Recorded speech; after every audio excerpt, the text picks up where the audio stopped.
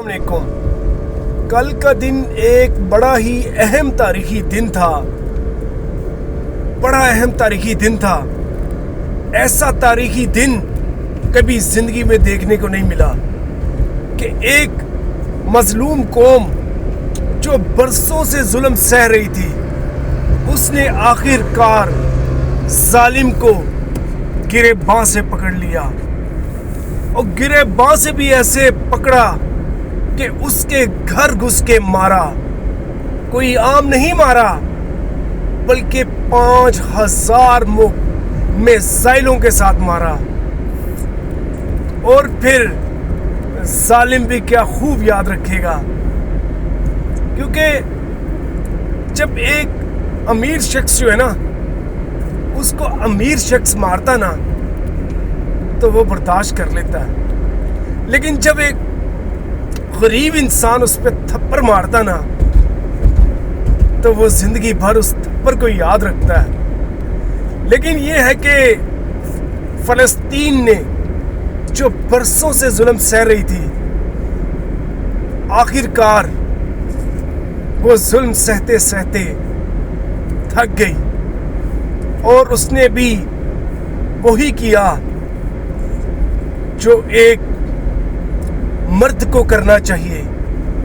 اس نے مردانہ وار مقابلہ کیا، کیونکہ وہ تھپڑ تو پہلے بھی کھاتی تھی، تھپڑ وہ اب بھی کھائے گی، کیونکہ جو طاقتور ملک ہے نا، امریکہ ہو گیا، یورپ ہو گیا، یہ سارے طاقتور ملک جو ہیں کل بھی اسرائیل کے ساتھ تھے، آج بھی اسرائیل کے ساتھ ہیں۔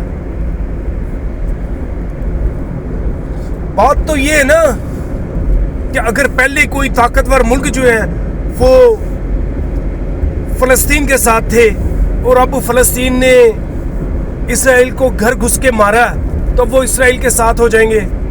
ایسا نہیں ہے، بلکہ وہ کل بھی اسرائیل کے ساتھ تھے جب اسرائیل جو ہے فلسطین پر ظلم کرتا تھا، اور آج بھی وہ اسرائیل کے ساتھ ہیں۔ اب یہ کشمیریوں کے لیے بڑا اہم سوالیہ نشان ہے کہ انہوں نے بھی اسی طرح ظلم سہنا ہے انڈیا سے، یا پھر مردانہ وار مقابلہ کرنا ہے۔ کشمیر یاد رکھے کہ آزادی جو ہے نا، وہ تھالی پر رکھ کر نہیں ملتی، آزادی کو چھیننا پڑتا ہے، اس کے لیے لڑنا مرنا پڑتا ہے۔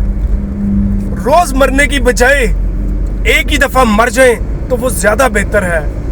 اس لیے کشمیری بھی اٹھیں اور فلسطینیوں کی طرح مردانہ وار مقابلہ کریں۔ شکریہ۔